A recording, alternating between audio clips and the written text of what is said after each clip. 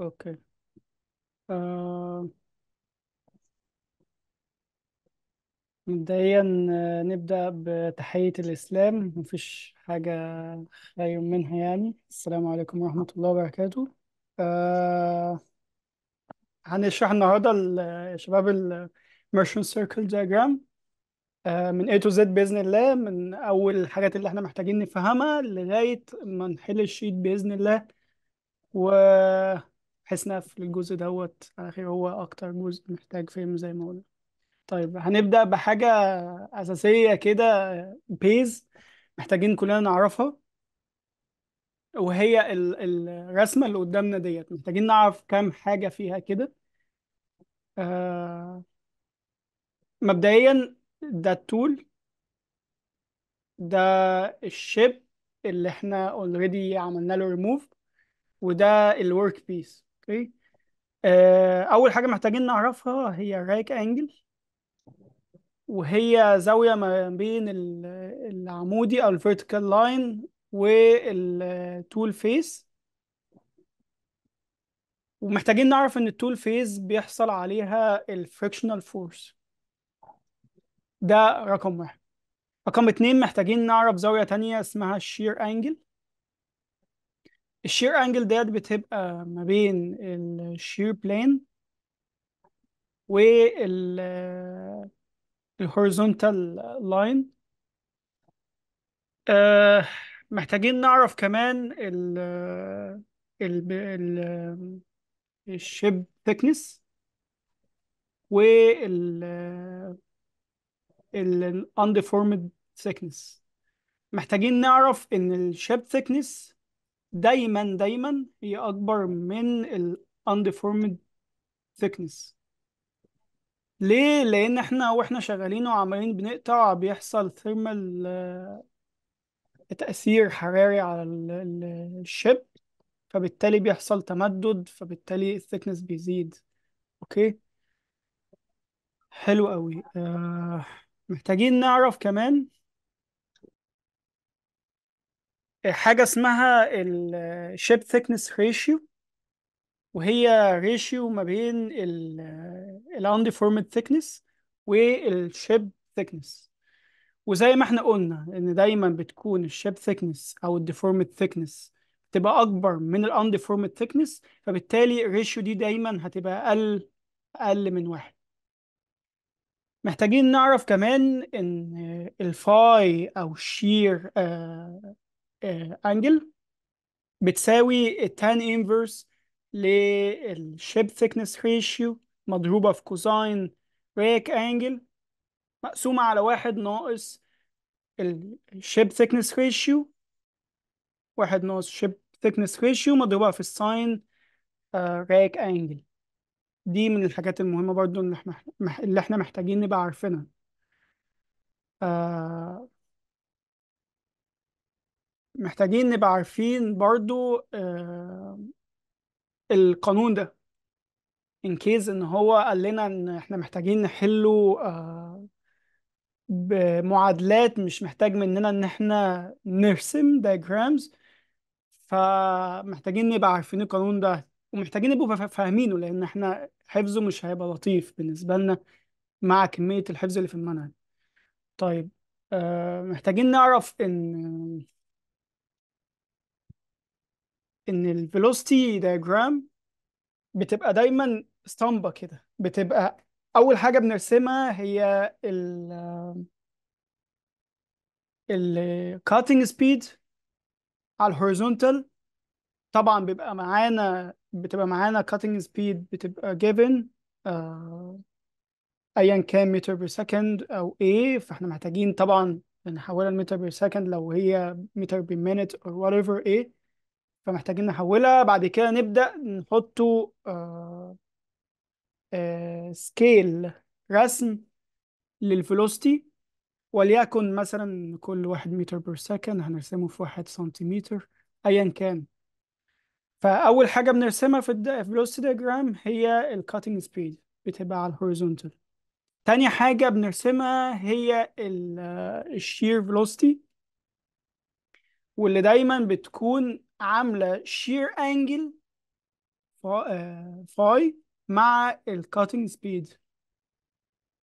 وغالبا الشير فيلوسيتي ما بتبقاش معروفة بالنسبة لنا ويبقى محتاجها. فاللي بيبقى معلوم بالنسبة لنا هو اللهم صل على النبي الشير انجل. فبالتالي بنقدر نرسم لاين ممتد، واحنا عارفين بدايته بس مش عارفين نهايته. فبنرسم اللاين الممتد دوت، وبنبدأ نرسم الضلع التالي بتاع المثلث، واللي هو بيبقى الفريكشنال سبيد. هو هنا في السلايدز حاطط سب تايتل سي، بس يعني المعيدة كانت شغالة معانا بان السب تايتل بيبقى اف ار. بس وات ايفر، الفكرة واحدة. طيب الفريكشنال سبيد ديت او الفريكشنال فلوسيتي دي دايما بتبقى عاملة راك انجل مع الفيرتيكال لاين اللي بدايته اللي بدايته بتبقى نهاية الكاتنج سبيد او كاتنج فلوسيتي. فبالتالي نقدر نعمل لاين عارفين بدايته وممتد للانفينيتي. بالتالي بيبقى فيه تقاطع، واللي المفروض بيبقى هنا يعني اللي هيبقى هنا. وبالتالي احنا قفلنا مثلث نقدر نقيس طول كل ضلع من الضلعين دول، ونحولهم تاني بالسكيل اللي احنا حطيناه. وبالتالي هيكون معلوم بالنسبة لنا، أو نقدر نكون قدرنا نجيبه الشير فيلوسيتي والفريكشنال فيلوسيتي لو طالبها مننا. طيب، بعد ما عرفنا كل دوت وإيه هو الفيلوسيتي دايجرام وإزاي بيترسم، طيب إيه القانون ده جه منين؟ القانون دوت بكل اختصار هو يعني قانون إحنا كنا أخدناه في إعدادي زمان يعني. هو بيقول إن كل ضلع على ساين الزاوية المواجهة ليه بتساوي الضلع التاني على ساين الزاوية المواجهة ليه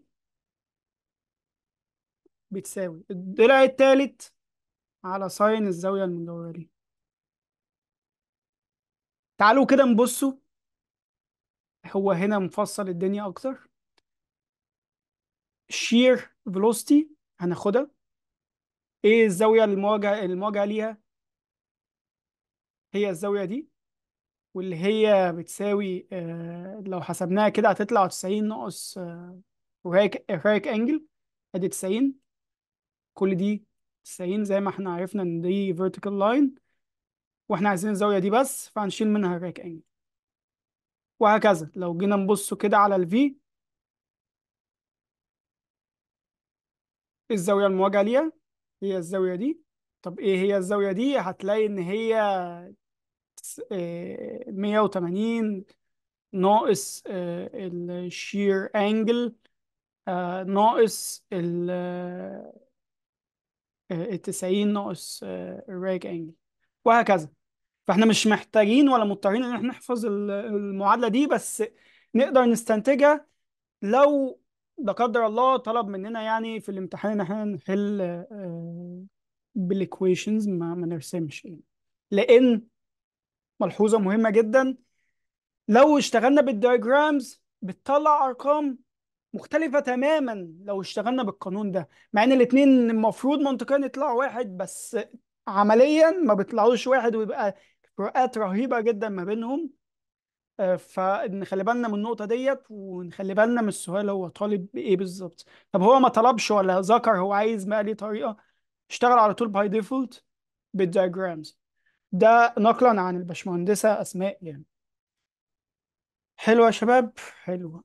ندخل على بعده. حاجة كمان محتاجين نبقى عارفينها، إن الباور عموما بتساوي فورس في سبيد.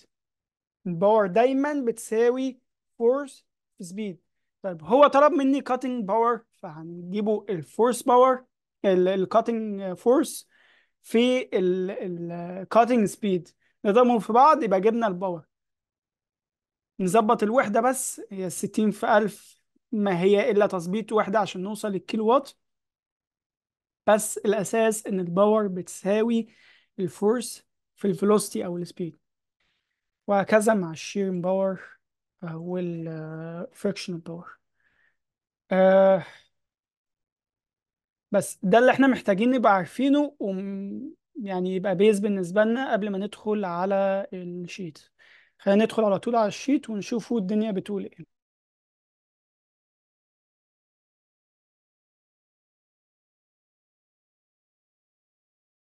طيب، أول سؤال عندنا في الشيت اللي هو رقم 2، الأولاني كان نظري، فرقم 2 هو أول سؤال بالنسبة لنا كمسألة.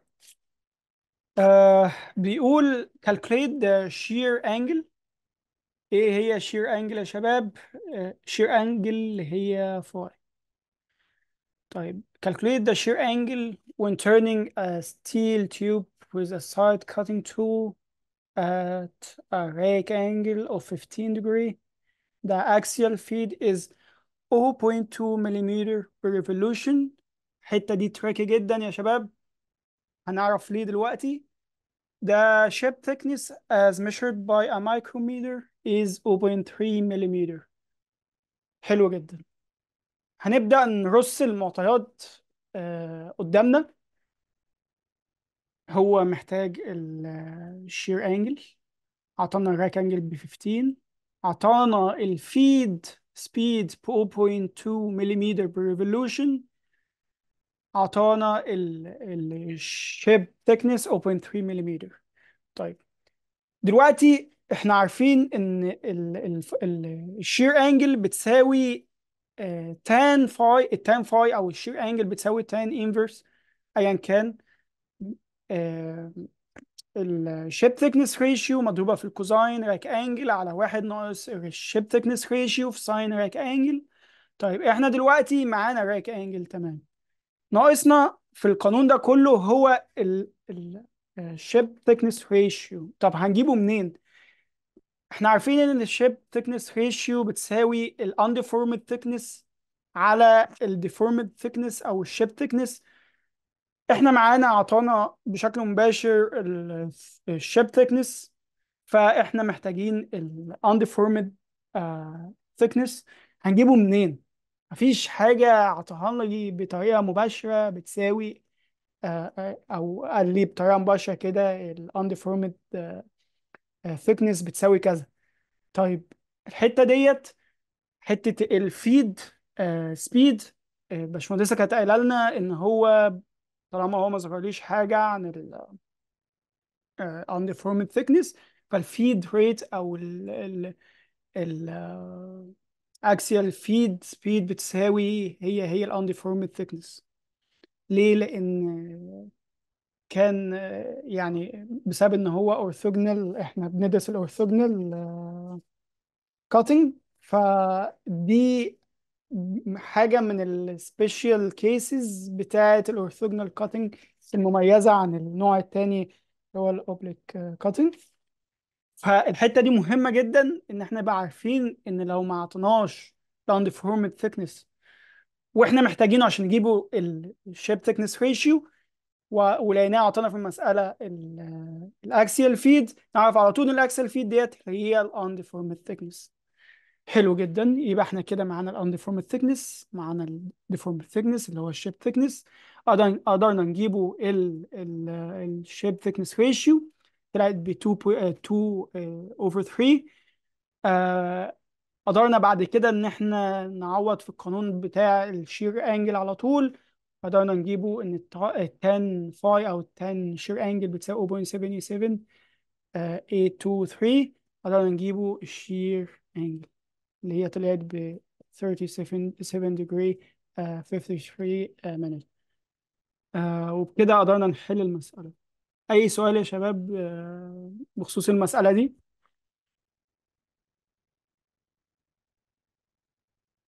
كله تمام. جميل. شكرا يا باشمهندس. حبيبي، جميل جدا. خلينا ندخل في المسألة اللي بعديها. مسألة رقم 3 في الشيت بتقول إن in an orthogonal cutting operation the following results are obtained.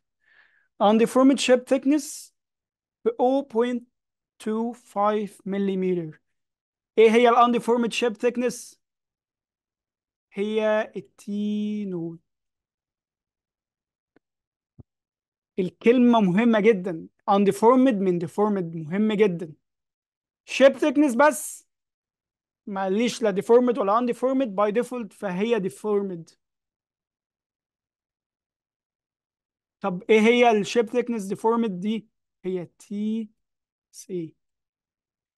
normal rake angle اعطاها لي ب 30، اعطالي المين cutting force ب 2000 نيوتن، اعطاني thrust force اعطاني ب 500 نيوتن، cutting speed في سي اعطاها لي ب 1.2 مليمتر per second، اعطالي ال width of cut ب 2 مليمتر. ال width of cut اللي هي البي، الرمز ده.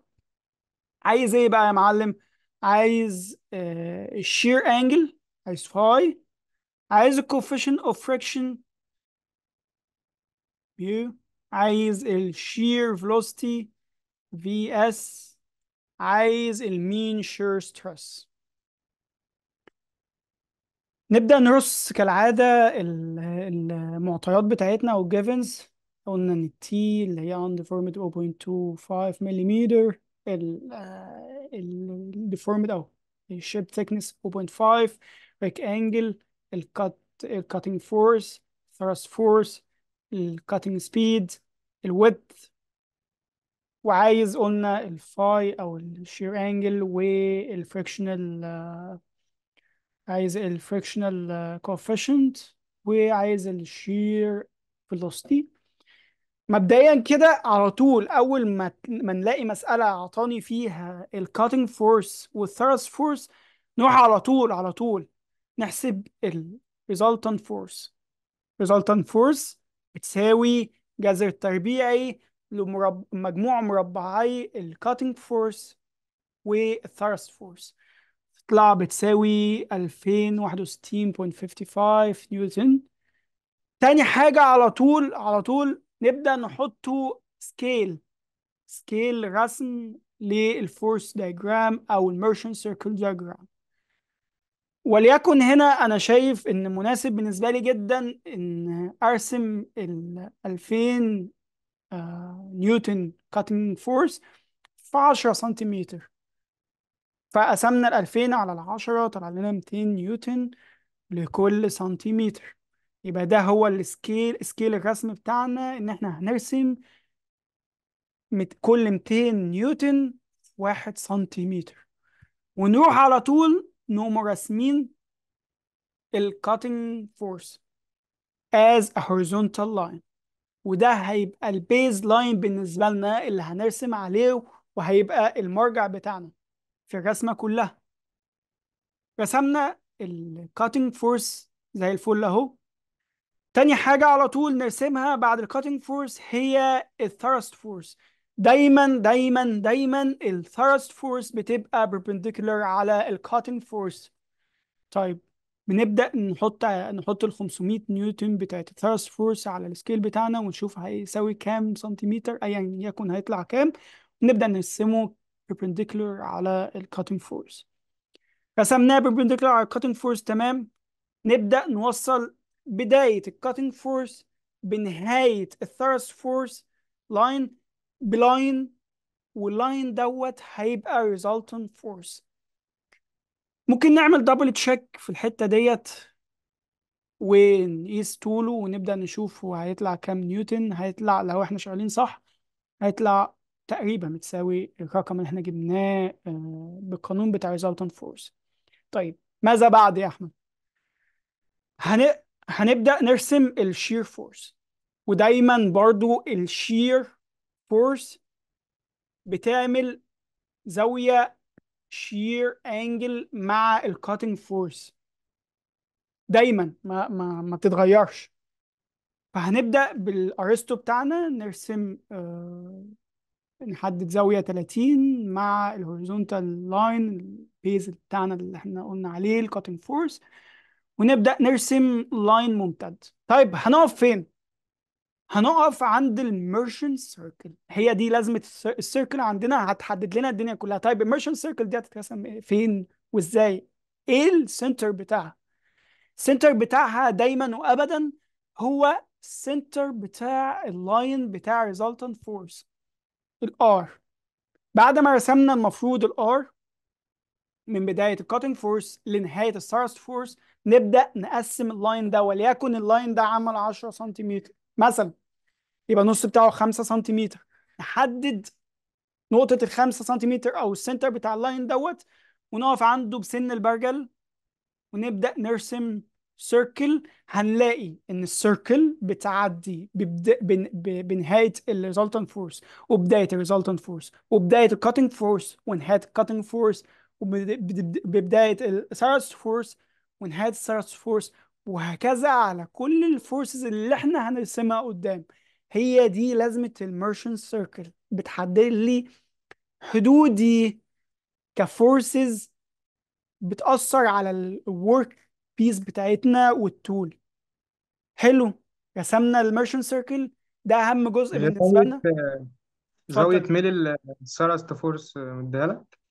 الثرست فورس دايما وأبدا يا عبد الله perpendicular على الكاتنج فورس، دايما عمودية على الكاتنج فورس، ما قصدي فيهاش الاف لعب. اس اللي هو الخط الأحمر ده، الاف الاف اس. اس، الاف اس هي دايما برضو بتميل بزاوية شير انجل فاي على الكاتنج فورس، دايما دايما هي وابدا. هو مديها لك يعني 30 درجة؟ ايوه عطاها لي في المساله. ايه. مش عطاها لي في المساله. طيب هو الطبيعي ان هو تبقى معطاه بالنسبه لنا او نقدر نجيبها. تمام، احنا هنقدر نجيبها عن طريق زي المساله الاولانيه، بس الفكره دلوقتي في ان احنا ازاي نرسم. اكيد انت عارف يعني في المساله الاولى لو انت مركز معايا هتلاقي ان احنا المفروض نجيبه الشيب ثيكنس ريشيو، بعد كده القانون بتاع الفاي، على طول ايوه. تعود مباشر جبنا الفاي. فاهمني؟ مش دي القصة بتاعتنا ولا هي دي المشكلة، بكل سهولة بنقدر نجيبها يعني.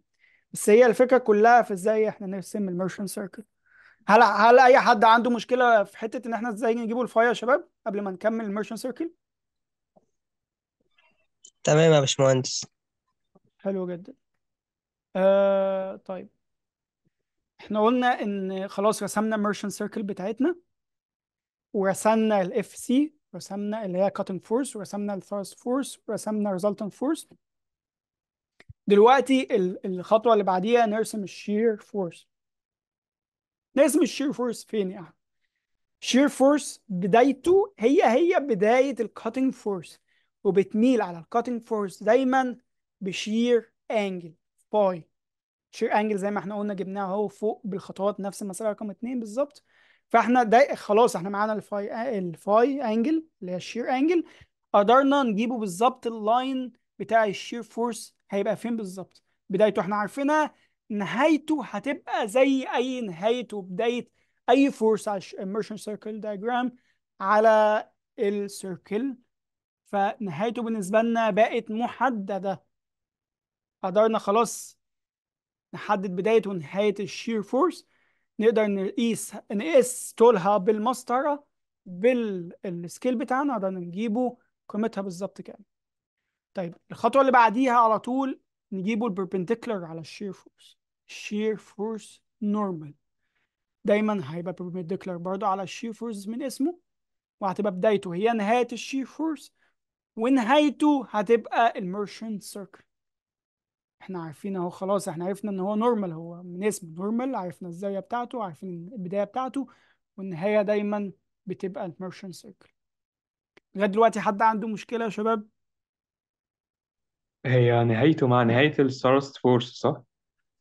نهايته هي هي بتطلع على طول مع نهايه السايز فورس، بس ما تمشيش مع القاعده دي. القاعده الاساسيه ان بدايته هي نهايه الشير فورس العاديه، وزاويته بتبقى perpendicular عليها as its name normal for a shear force، أوكي ولازم حدود تمام. الفورسز بتبقى مع السيركل. أوكي فهمت يا باشا، زي الفل. حلو. بعد كده محتاجين نرسم الفريكشنال فورس، واللي دايما بتميل بدايتها الأول مع الكاتنج فورس، وبتميل على البربنديكولار أو الفيرتيكال لاين بريك أنجل. ريك أنجل كانت جيفن بطريقة مباشرة في المسألة، فهنبدأ. خلي بالكم من الحتة دي يا شباب، احنا بنحط الأرسطو بتاعتنا كده. ونبدأ نقيس 30 30، ونبدأ احنا عارفين البداية بتاعتنا ونهايتنا بتبقى مع الميرشن سيركل. كده احنا رسمنا الفريكشنال فورس، والنورمال فورس برضو احنا عارفين بدايتها مع نهاية الفريكشنال فورس، وزاويتها 90 على الفريكشنال فورس as the normal frictional force، ونهايتها على الميرشن سيركل. وبكده احنا رسمنا الميرشن سيركل دياجرام، معانا كل اطوال الفورسز، وبالتالي بالسكيل بتاعنا نقدر نجيبه قيم كل الفورسز بتاعتنا. قدرنا نجيبه الشير فورس، قدرنا نجيبه النورمال شير فورس، قدرنا نجيبه فريكشنال فورس، قدرنا نجيبه النورمال فريكشنال فورس. عايز ايه يا سيدي؟ عايز في المسألة الشير انجل، قدرنا نجيبها زي المسألة اللي فاتت. عايز الفريكشنال كوفيشنت، الفريكشنال كوفيشنت يتضاف مع الحاجات اللي محتاجين نحفظها، دايما بيساوي الفريكشنال فورس على النورمال فريكشنال فورس. احنا جبنا الفريكشنال فورس من الميرشن سيركل دياجرام، جبنا النورمال فريكشنال فورس من الميرشن سيركل برضو، قدرنا نجيبه الفريكشنال كوفيشنت. عايز ايه كمان؟ عايز ال الشير فيلوسيتي. الشير فيلوسيتي اول ما يقول لك انا عايز فيلوسيتي، اعرف ان احنا هنرسم على طول فيلوسيتي دايجرام زي ما احنا شرحنا في البدايات. الفيلوسيتي دايجرام دايما بيبقى الهوريزونتال بيز بتاعنا برضو كاتنج فيلوسيتي، بنحطه سكيل. هو اعطانا ان الكاتنج فيلوسيتي 1.2، فقلنا مثلا احنا عايزين نرسم على 5 سنتيمتر، فده هيبقى السكيل بتاعنا. وهنبدأ نرسم الكاتنج فيلوسيتي على الهوريزونتال، ودايما زي ما احنا قلنا الشير فيلوسيتي بتبقى عاملة فاي انجل او شير انجل مع الكاتنج فيلوسيتي. فاحنا عارفين بدايتها، عارفين الزاوية، ومش عارفين نهايتها، فهنمدها to infinity. بعد كده محتاجين نرسم الفريكشنال فيلوسيتي، دايما بتعمل زاوية راك انجل مع الفيرتيكال لاين. ونخلي بالنا ازاي نرسم راك انجل. المثلث بتاعنا هيبقى كده. هنبدأ نقيس عشان الحتة دي بتلخبط يا شباب، والغلطة هنا في وورا بس. فعارفين بداية 2 عند نهاية الكاتنج فيلوسيتي، وعرفنا الزاوية بتاعته رسمناها، وهيبقى نهايته مع تقاطع الشير فيلوسيتي. ويبقى كده احنا حددنا 3 أضلاع نقدر نقيس أطوالهم بالمسطرة. بالسكيل قدرنا نجيبه القيم بتاعتهم. هو كان عايز في المسألة الشير فيلوسيتي، قدرنا نجيبه الشير فيلوسيتي. طيب هو عايز ايه بعد كده؟ عايز المين شير ستريس اون شير بلان. طيب احنا عارفين ان دايما ان الشير او الشير الستريسز، اقصد الستريسز دايما هي بريشر، والبريشر دايما هو او مش هو بريشر بصوره مباشره، هو صوره من صور بريشر. هو البريشر دايما هو فلوست فورس على الفورس على الاريا اللي بتأثر عليها. فهو عايز الشير ستريس، فبالتالي الشير ستريس هو الشير فورس مقسومة على الاريا اللي بتأثر عليها الشير. فمعانا الشير فورس، الاريا اللي بتأثر عليها الشير دايما هي الويدث اوف كات اللي هو عطاه لنا، مضروب في الجزء ده يا شباب اللي هو اسمه الشير بلان، الجزء ده. طب هنجيبه الجزء ده ازاي؟ بكل بساطة حساب مثلثات. ساين الزاوية دي بتساوي التي undeformed على الطول اللي احنا عايزينه، وبالتالي الطول اللي احنا عايزينه دوت هيطلع في الآخر بيساوي undeformed thickness على الساين فاي، وهتساوي في الآخر 0.5 مليمتر. هنضربه في الويدث، يبقى جبنا الاريا، قسمناه على الفورس، جبنا الشير ستريس. ونخلي بالنا من الوحدات دي يا شباب. وبكده نكون حلينا المسألة الثالثة. معلش يا أحمد، أنا مش فاهم موضوع اللي أنت لسه جايبه من على الرسمة اللي هو تي أنديفورمد. هو أنت قستها منين؟ التي undeformed هو اعطوها لنا في المسألة رقم 3. احنا لسه في مسألة رقم 3 اللي اه انت بتتكلم عليه دوت، لسه في مسألة رقم 5. طيب. آه، طيب المسألة رقم 4، بما ان يعني الميتنج فاضل له حوالي 4 دقايق بس. فالمسألة رقم 4 هي المسألة رقم 3، بل أسهل كمان. كل الزيادة فيها إن هو استخدمنا، بس كان عايز الباور، فإحنا عارفين إن الباور بتساوي الفورس في الفيلوسيتي. وكان مسهل الميرشن سيركل دياجرام جدا يعني، لأن الثرست كان بزيرو. المسألة رقم 5 هي اللي كان فيها فكرة شوية. كل حاجة هي ما فيهاش أي تغيير. الفكرة الوحيدة فيها إن إحنا محتاجين نحسب الريك انج البتاع دوت الشيب ثيكنس ريشيو. واحنا معناش لا الانديفورمد ولا الديفورمد ثيكنس. فالفكره كلها في ان احنا كنا محتاجين نجيبهم. فالطريقه الوحيده ان احنا نقدر نجيبهم عن طريق الميرشن سيركل دياجرام. طيب. دايما برضو يعني حاجه من المسلمات في الميرشن سيركل دياجرام، الانديفورمد thickness بتبقى vertical distance ما بين two horizontal lines. أول واحد بيبقى مماس للميرشن سيركل عند النقطة اللي نهايتها عند الشير فورس، وبدايتها عند النورمال بتاع الشير فورس. واللاين التاني هو الكاتنج فورس. جبنا التو لاينز دول، نحسب المسافة الرأسية بتاعتهم ما بينهم، يبقى ديت الأنديفورمد thickness. ده دايما ما فيهاش اختلافات على طول. طيب. what about ال deformed shape thickness؟ دايما برضو هي horizontal distance ما بين two vertical lines. vertical lines دي دايما بتبقى من عند بداية ال cutting force، النقطة بتاعت بداية cutting force vertical line، ونهاية الشير force point. نرسم vertical line، والمسافة الأفقية ما بينهم هي deformed thickness shape thickness. ده دايما يعني دايما هما المعيارين الأساسيين، هو الشير فورس والكاتنج فورس. الأنديفورمد بتبقى vertical distance ما بين two horizontal lines، والdeformed thickness بتبقى horizontal distance ما بين two vertical lines. ده يعني دي حاجة مسلمة دايما بتبقى كده يعني. بس هي ديت الفكرة الوحيدة اللي كانت في المسألة، والباقي هو هو بالظبط يعني. طيب.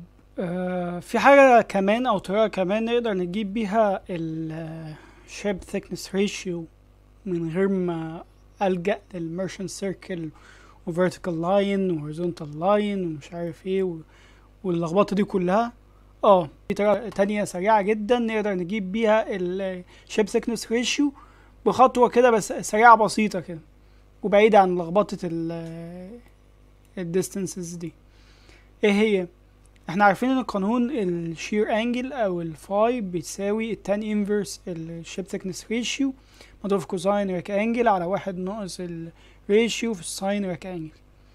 احنا عندنا الريك انجل معطاه او جيفن، والشير انجل برضو جيفن، والحاجة الوحيدة اللي ناقصانا في القانون ده كله هو الريشيو. فبالتالي لو حطيناه على الآلة على طول نقدر نجيبه الشيب ثيكنس ريشيو بدون أي مشاكل واختصارا للوقت. ف الطريقة ديت نقدر نستخدمها بكل سهولة في حالة ان هو ما كانش محتاج ال undeformed او deformed thickness، وكان محتاج الشيب thickness ratio على طول. فنقدر نستخدم القانون ده على طول. ولو انت حابب تستخدم الاتنين وتعمل دبل تشيك، الاتنين هيطلعوا نفس القيمة تقريبا زي ما انت شايف قدامك اهو. حد عنده اي سؤال يا شباب؟ تمام يا أحمد. الزوم يقفل لان فاضل اقل من مينت. حد عنده سؤال؟ والله ينور يا باشمهندس، تسلم. حبايبي يا شباب. لو عوزتوا اي حاجة مع بعض بإذن الله. وأتمنى إنكم تكونوا فهمتوا يعني الميرشنت سيركل كفكرة وإزاي نحلها يعني.